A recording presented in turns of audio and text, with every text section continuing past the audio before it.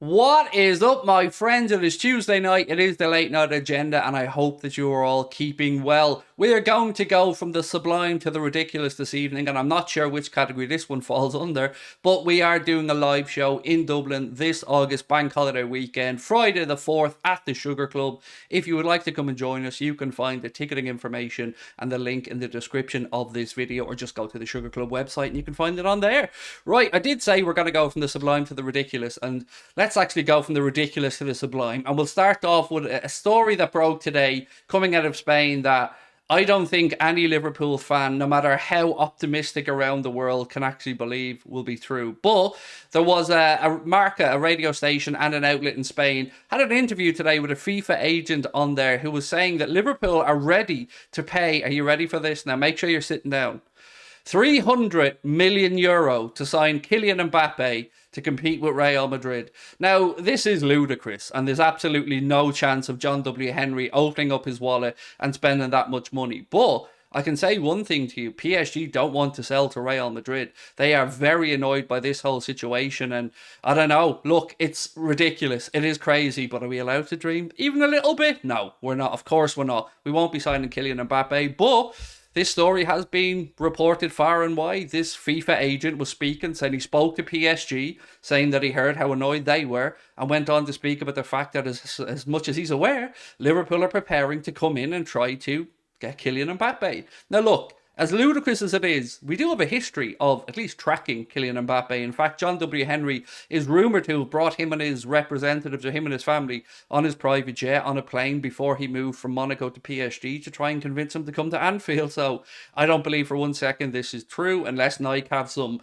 huge deal that they're willing to put Liverpool's way. But look, I have to bring it to you because it is a story. So I wouldn't go getting those Mbappe shirts just yet. And he can't have number 7 because Lucho now has number 7. We didn't report that in yesterday's video. That is on me. I completely forgot. But yes, Lucho Diaz is now Liverpool's new number 7.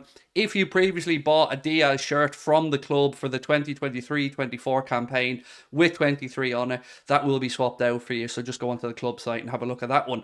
While we're speaking about ludicrous, let's keep it going along with that one. Federico Valverde. Now, another report's come out today from Spain that said that Liverpool are willing to pay 90 million euro for Fede Valverde, which is a little bit closer to reality from the 300 million I just mentioned a second ago. So the report says Liverpool are said to have 90 million euro ready to offer for the services of Real Madrid midfielder Federico Valverde after the summer arrival of Jude Bellingham and both Toni Kroos and Luka Modric signing new deals. This has left the Uruguayan as a main candidate to leave Los Blancos this summer. Now, one thing I can say without any shot of a doubt is that Jurgen Klopp is a big admirer of Valverde. I'm a big admirer of Valverde. I'm sure most of you people watching are big admirers of Valverde. But we don't think that Liverpool are going to spend that much money, do we?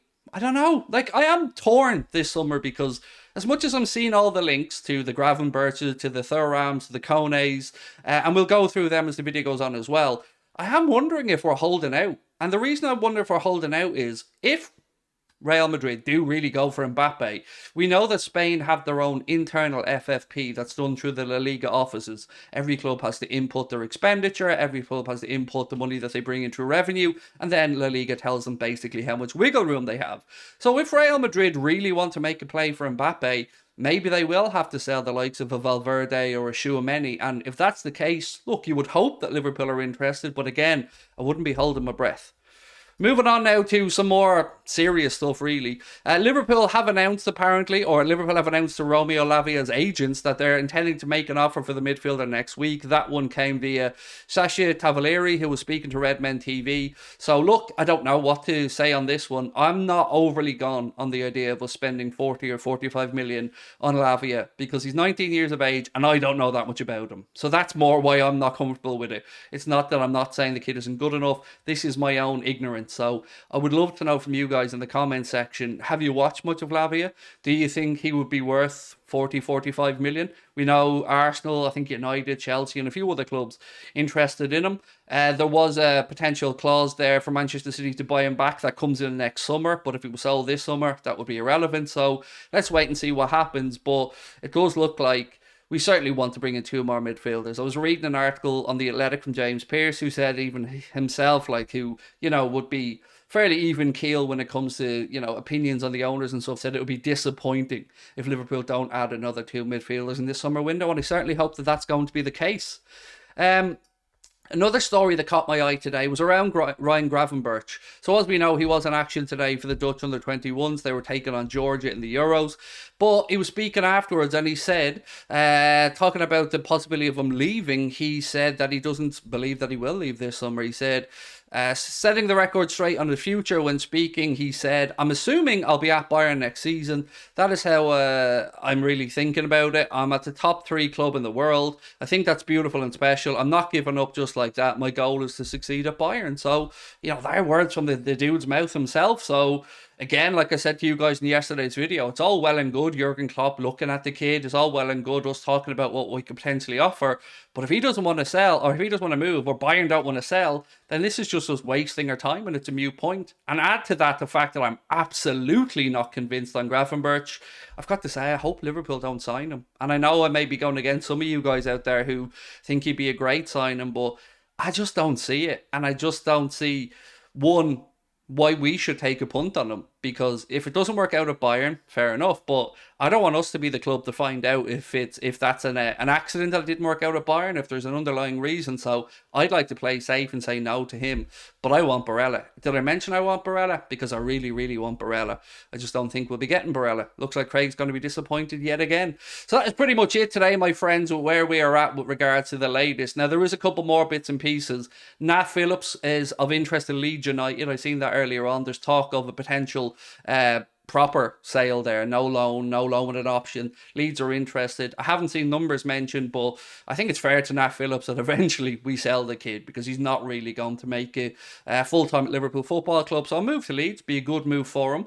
Let's wait and see what materialises from that one. Another potential loan move that we've heard about is Reece Williams potentially following up to Aberdeen, like his past teammate who's now signed up there on a permanent basis. Reece Williams could be going on loan, and I don't know if that means that the club think he potentially has a future, or if they'd like to send him up to Aberdeen and see how it works out, and maybe if he does well up there, there'll be a sale next summer. The article went on to say that Liverpool were very impressed with how easy Aberdeen were to deal with in the negotiations over previous players. So again, let's wait and see what happens, but that makes sense. Reece Williams isn't going to make it at Liverpool, doesn't look like it, and sending him alone to Aberdeen, to me, perfectly fine. So look, that is where we're at today, my friends. Again, I want to know your thoughts on everything I spoke about. If you want to catch us for more in-depth analysis or more questions, come across and check out our our Twitch stream, which we do most nights at 8:30. In fact, I'm going over there as soon as I finish recording this video. So you will also find a link to that in the description. Hope to catch up with you guys soon. Don't forget to check out the tickets to our live show.